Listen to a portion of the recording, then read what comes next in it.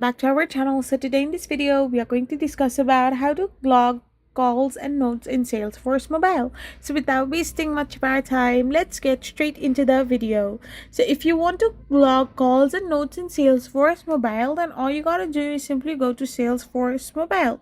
Once you're in Salesforce mobile, all you gotta do now is simply open the app and record. You need to log in into the app and navigate to the specific contact or lead you called.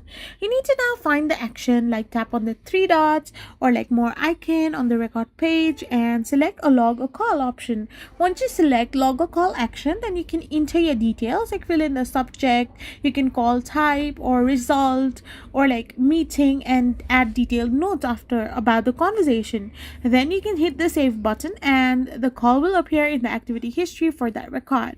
So by doing this, you can simply log calls and notes in Salesforce mobile. I hope you found this video helpful, so don't forget to hit that subscribe button and do give us a thumbs up. We will be back again with more informative videos. Thank you for watching and stay tuned for our next video.